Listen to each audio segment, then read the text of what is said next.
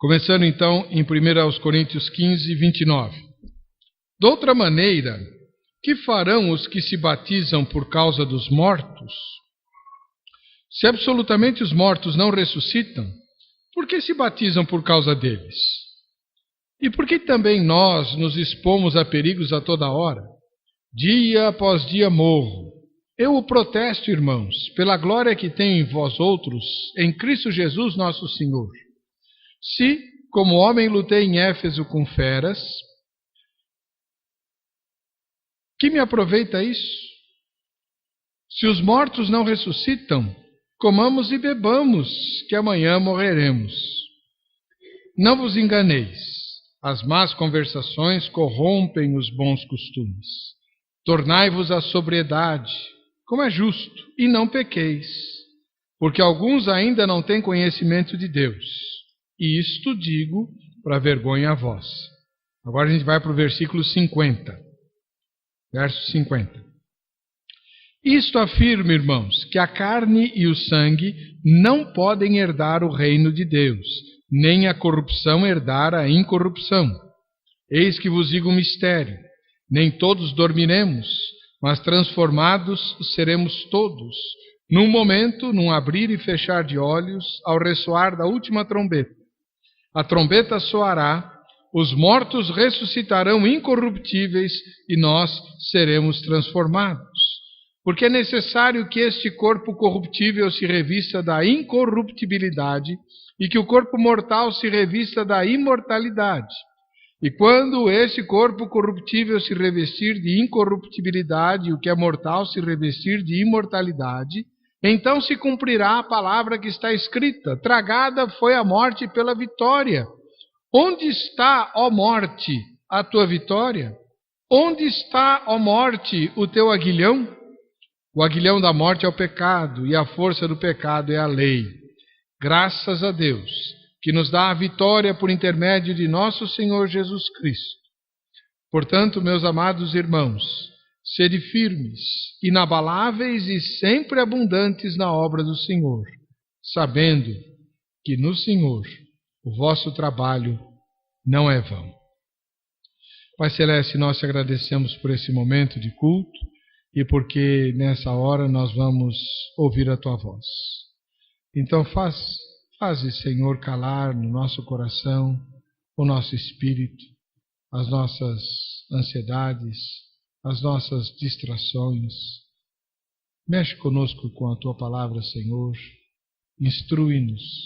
Nós pedimos em nome de Jesus. Amém. Depois que a gente passa dos 50 anos de idade, e eu passei algum tempo atrás, a gente começa a fazer umas, a gente começa a rever certas coisas, né?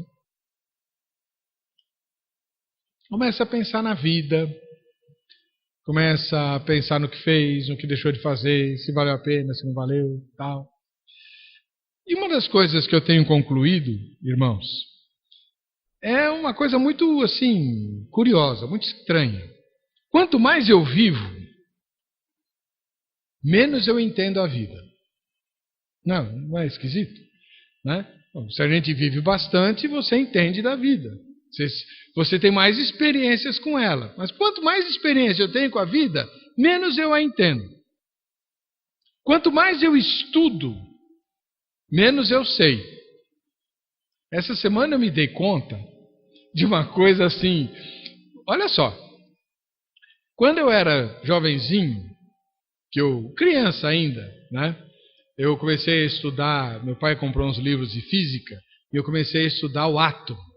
Tinha até um livrinho de capa azul com um átomo na capa. Átomo é uma palavra muito legal. Significa indivisível, né? É uma palavra grega, começa com A. A significa não, tomo significa divisão. Não divisão, não divisível, né? A ideia era, a matéria é formada de coisas, né? Você pega um pedaço de madeira, corta na metade, joga fora, pega a outra metade, corta na metade, joga fora, pega a metade que sobrou. Você vai quebrando, vai diminuindo a matéria, até chegar a um ponto em que você não consegue mais dividir. Isso é o átomo. Esse é o conceito do átomo, quando ele foi criado.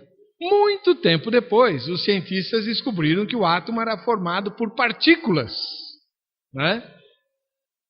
Na minha infância, o átomo era formado por prótons, elétrons e nêutrons.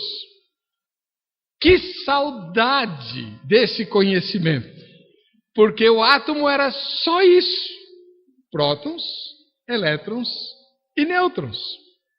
Eu ainda não morri e a ciência avançou tanto que hoje você é incapaz de dizer quantas partículas formam um átomo.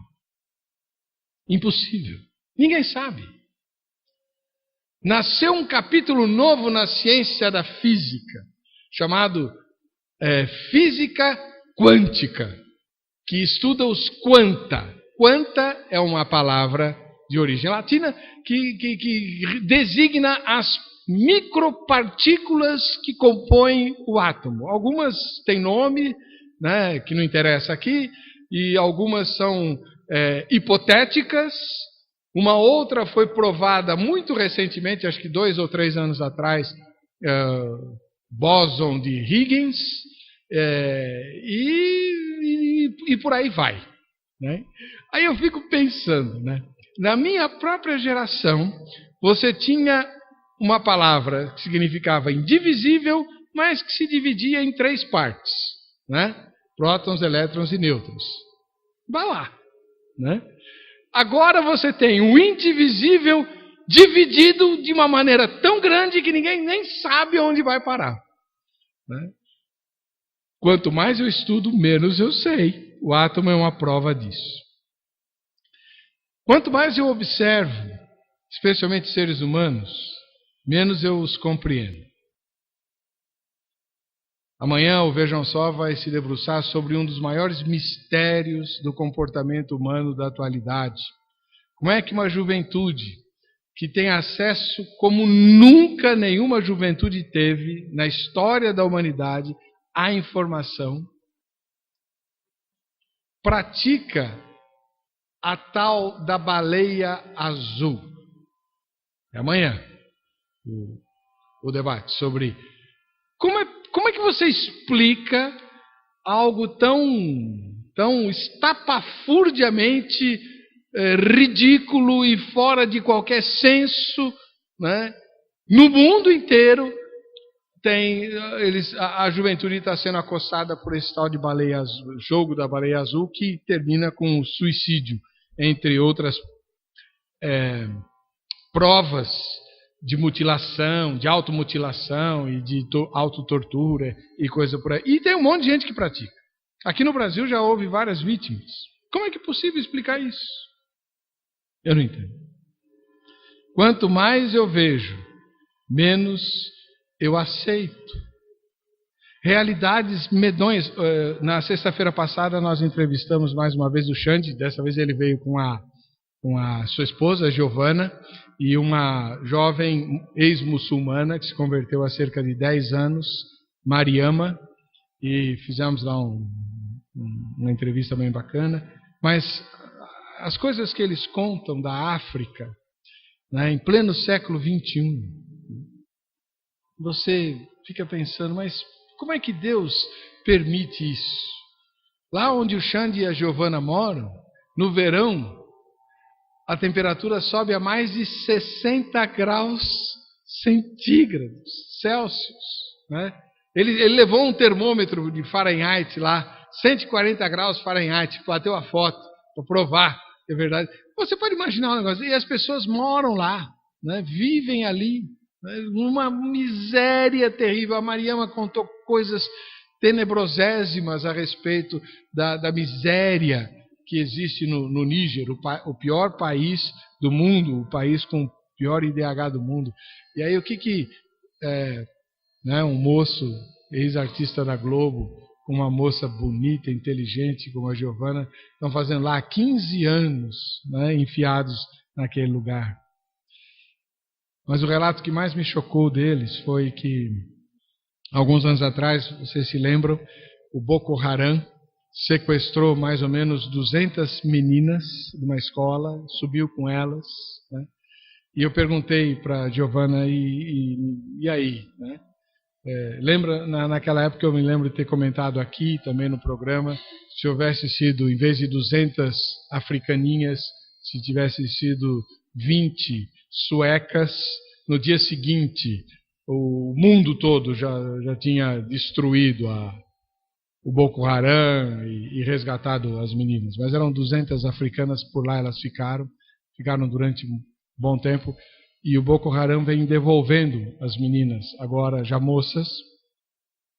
Ele solta, se não me engano, ontem ou hoje houve mais uma dessas solturas, e aí eu perguntei para a Giovana, e aí, como é que é isso? Pastor, é uma coisa extremamente triste, porque elas voltam grávidas, e aí as vilas não as recebem, porque elas foram estupradas, aquilo é uma vergonha para a sociedade, é uma vergonha para a família, e aí o que elas fazem? Elas têm que voltar lá para os terroristas.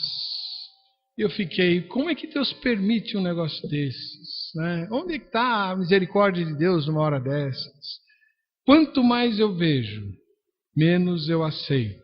Quanto mais eu observo, menos eu compreendo. Quanto mais eu estudo, menos eu sei. Quanto mais eu vivo, menos eu entendo a vida. Mas é assim que é a vida, né? E muitas vezes eu fico pensando, irmãos, quando que isso tudo vai acabar e como? E a Bíblia tem a resposta. Nós lemos um texto que eu de propósito comecei com um versículo dos mais enigmáticos, né? O versículo 29. De outra maneira, o que farão os que se batizam por causa dos mortos? Se absolutamente os mortos não ressuscitam, por que se batizam por causa deles? Por que eu escolhi esse versículo? Porque Paulo, nesse versículo, ele sintetiza a argumentação mais radical que ele podia usar para falar sobre a doutrina da ressurreição de mortos. Né? Desde o primeiro versículo do capítulo 15, Paulo trata desse assunto. Nos 28 versículos precedentes, presta atenção nisso, nos 28 versículos precedentes, Paulo fala 24 vezes as palavras ressurreição, ressuscitou ou ressurgiu. Né? Ressurreição, ressuscitou ou ressuscitam. 24 vezes em 28 versículos. Ou seja, Paulo está reforçando, falando com todas as maneiras possíveis, repetindo a ideia de que os mortos ressuscitam, porque os coríntios criam que os mortos não ressuscitam. E se os mortos ressuscitam, Cristo não ressuscitou. Se Cristo não ressuscitou, é vã a nossa fé. A gente conhece essa argumentação inicial do capítulo, que eu evitei por causa do tamanho do texto. E quando chega no versículo 28 ou 29, ele fala, mas se os mortos não ressuscitam, por que os que se batizam pelos mortos se batizam? Ninguém sabe o que Paulo está querendo dizer aqui. Há entre 40 e 60 interpretações diferentes desse texto. Entre 40 e 60. Que se você procurar nos comentários, você vai encontrar.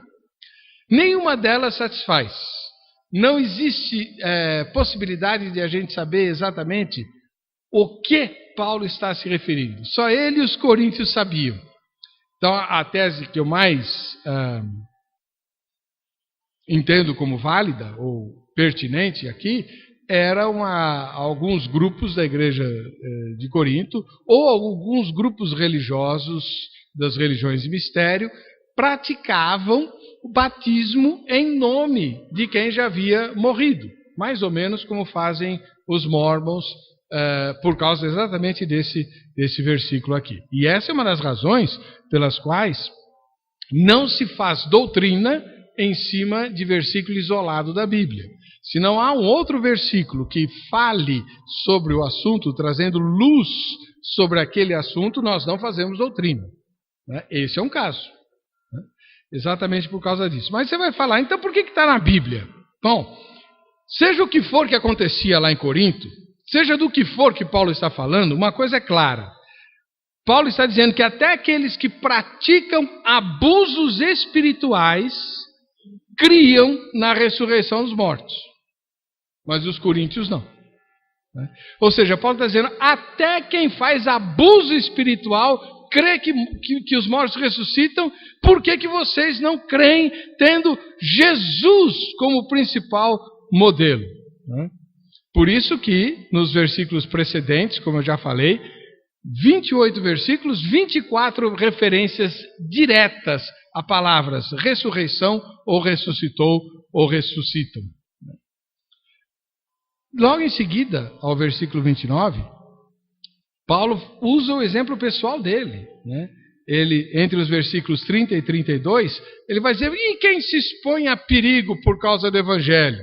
Como eu, em Éfeso, e a história disso está lá em Atos dos Apóstolos, né, quando deu aquela baita confusão por causa de Demétrio e os ourives que faziam a imagem de Diana. Né? A Diana era a aparecida deles lá, né? A Diana tinha caído de um planeta, se não me engano Vênus, enfim, ou Júpiter, acho que Júpiter. Então eles veneravam Diana e tal, e os ourives ganhavam muito dinheiro com isso, e pararam de ganhar, porque o que aconteceu?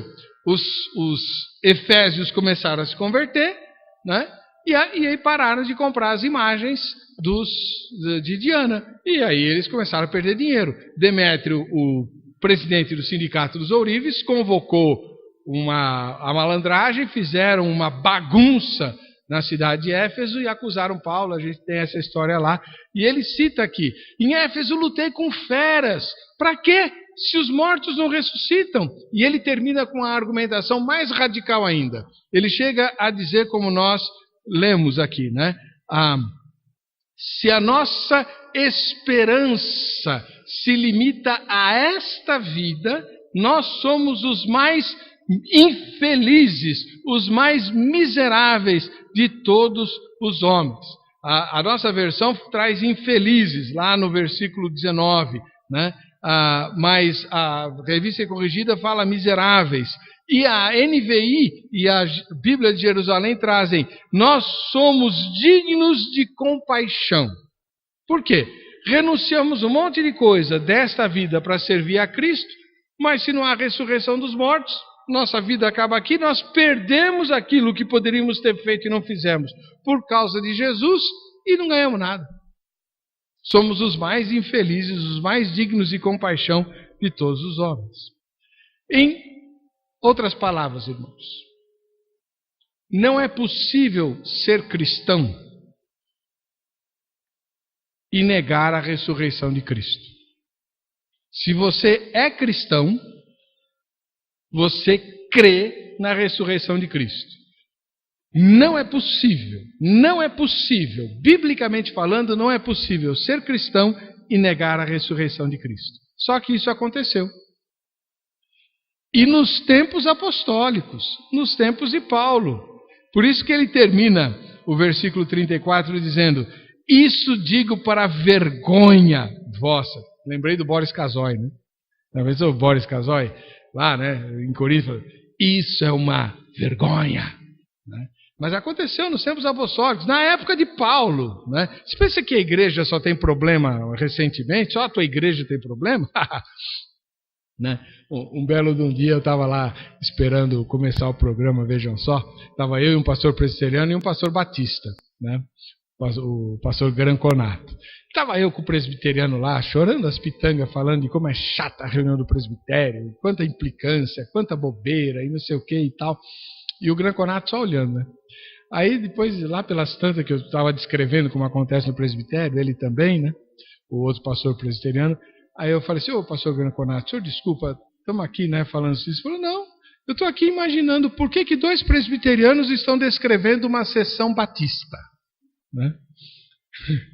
Ou seja, problemas todas as igrejas têm e sempre tiveram. Desde o tempo de Paulo. Paulo estava vivo, Pedro estava vivo, Tiago estava vivo, o irmão do Senhor, né? E mesmo assim tinha gente negando a ressurreição de Jesus lá na igreja de Corinto.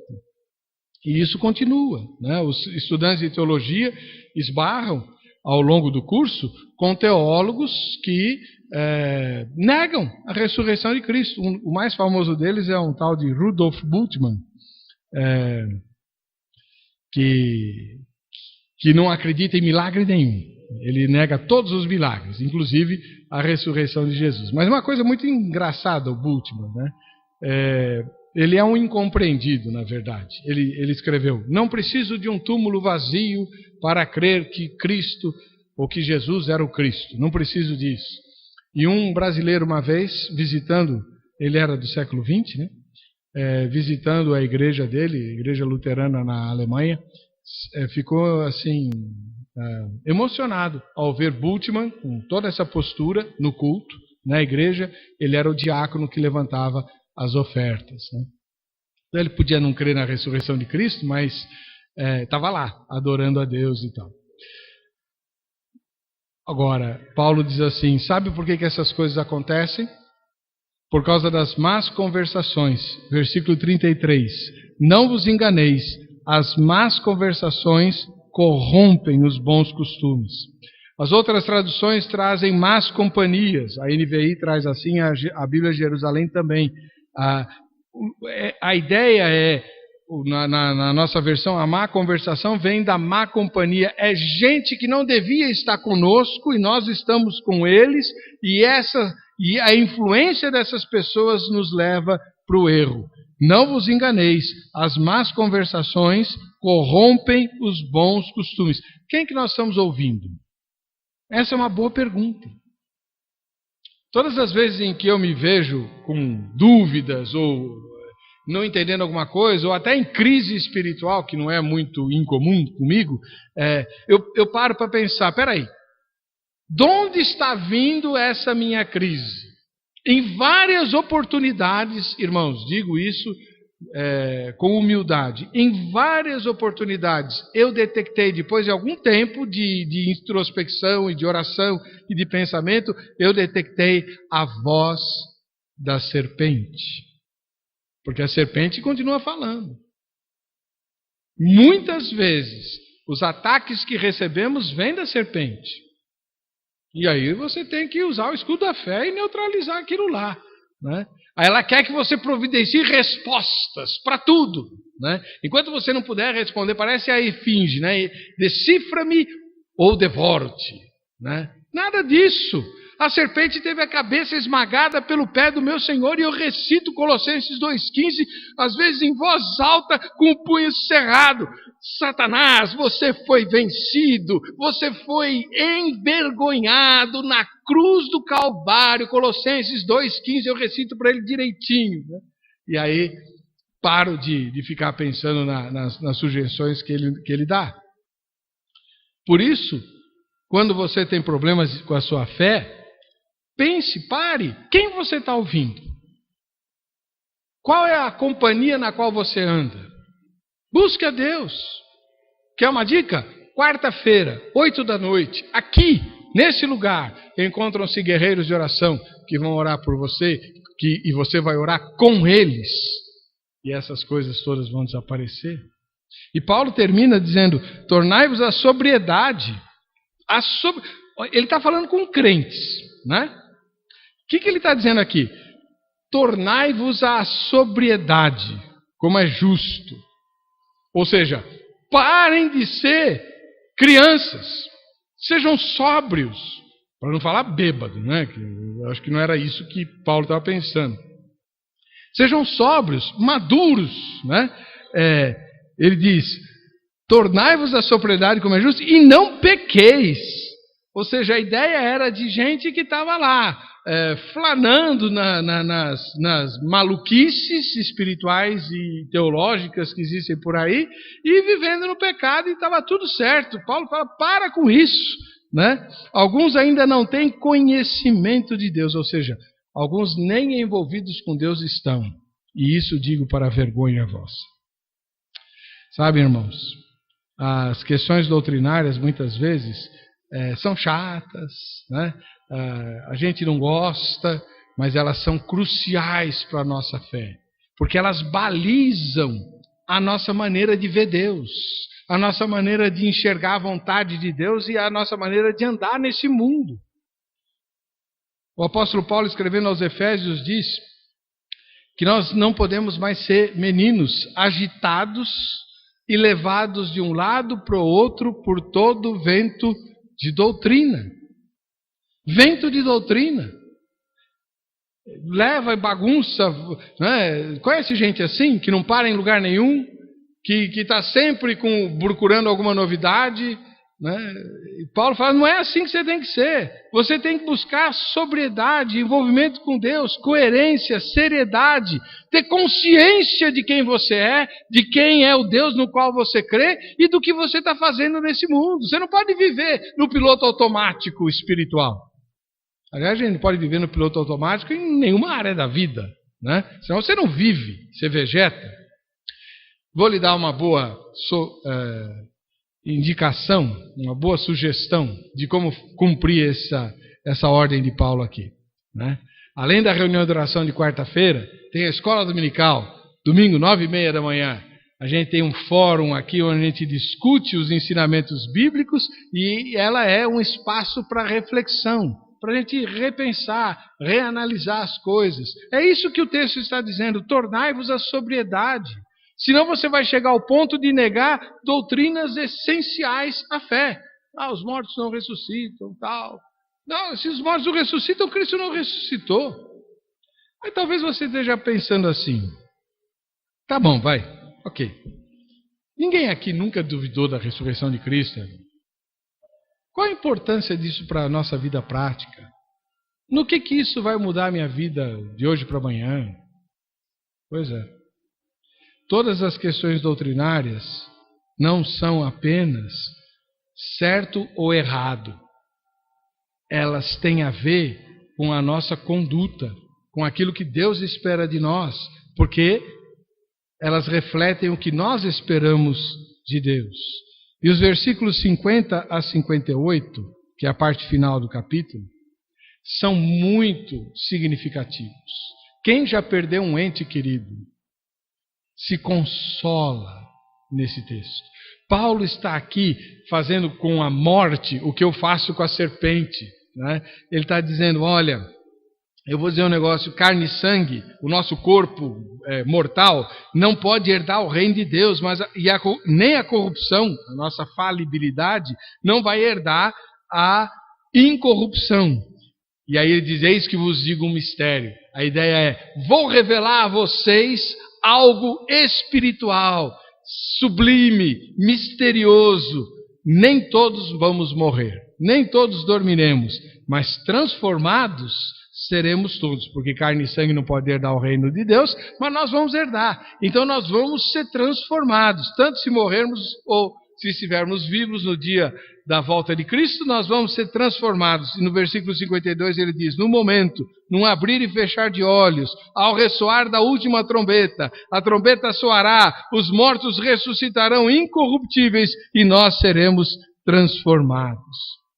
E aí Paulo fala, é necessário que aquilo que é corruptível se revista de incorruptibilidade, aquilo que é mortal se revista de imortalidade, e aí ele diz assim, e quando isso acontecer, então se cumprirá a palavra que está escrita.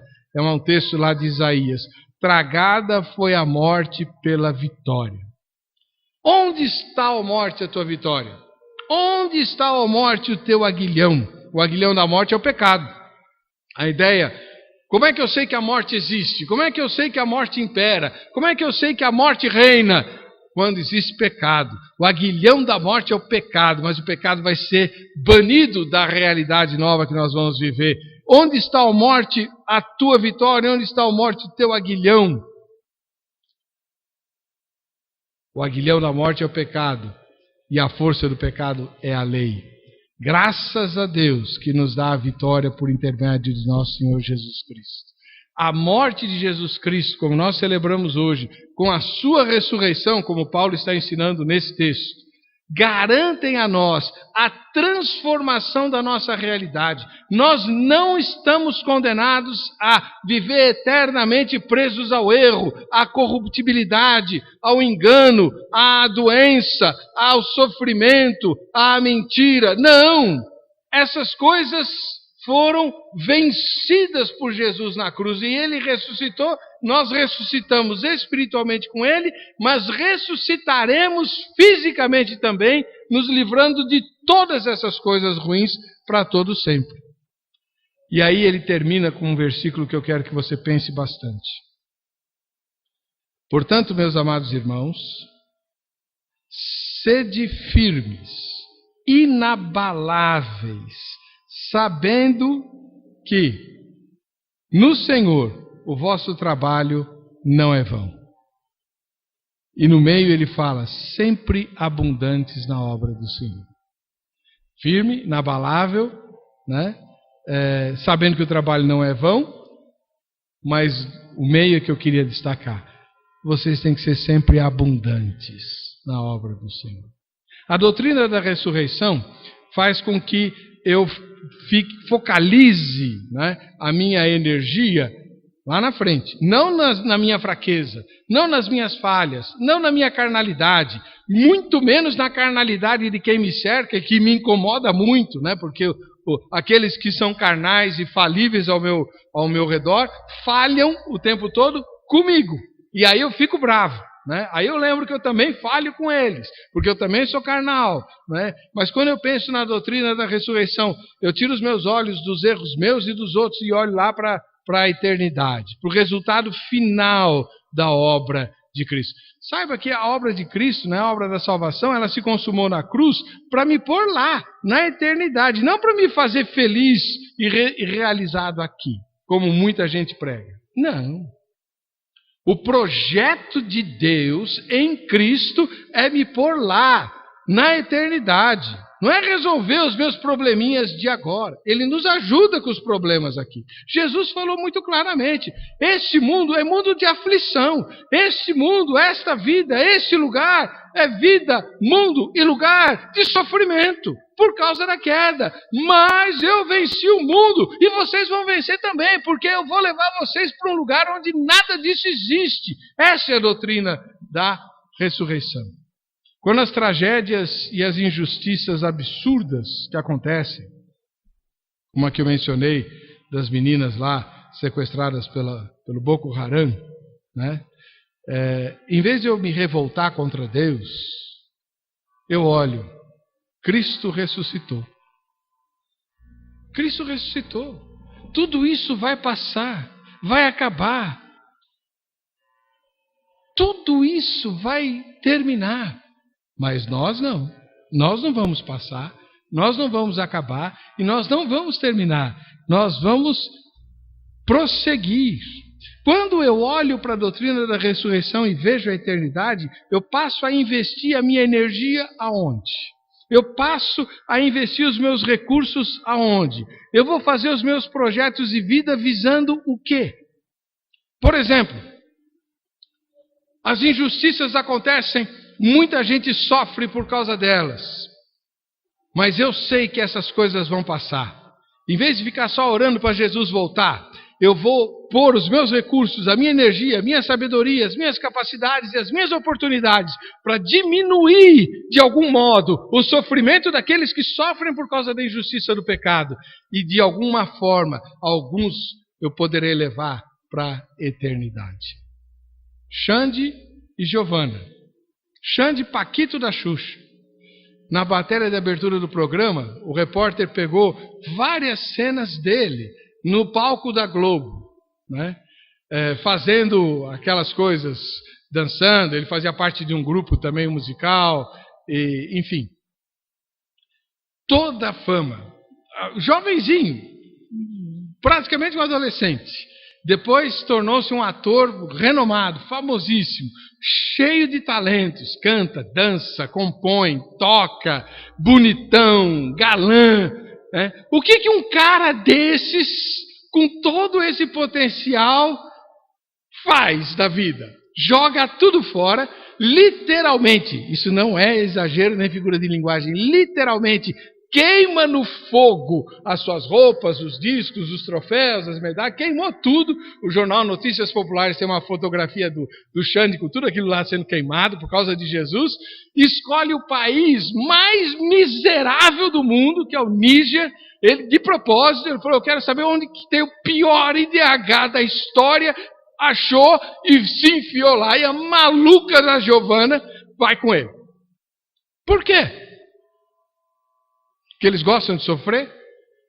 Não. Porque eles estão investindo na eternidade. Isso é entesourar para o reino. Né? Ajuntai-te no céu, disse Jesus, onde a traça não corrói. A doutrina da ressurreição dos mortos me lembra que isso aqui vai acabar. E a gente já está se acabando. Mas não para. Nós teremos uma nova realidade. E eu quero fazer parte dessa realidade, investindo lá para ouvir de Jesus: bem está, servo bom e fiel. Fosse fiel no pouco, sobre o muito te colocarei. Aonde estamos gastando a nossa energia, a nossa atenção? Em função do quê? Estamos arrancando os nossos cabelos. Estamos nos descabelando. Estamos nos, literalmente, acabando. Em função das coisas desse mundo, dessa vida, ou em função da vida que virá? Você vai ressuscitar. Para bem ou para mal. Depende de você. Que nós investamos no reino que está por vir. E o Senhor nos abençoe. Amém.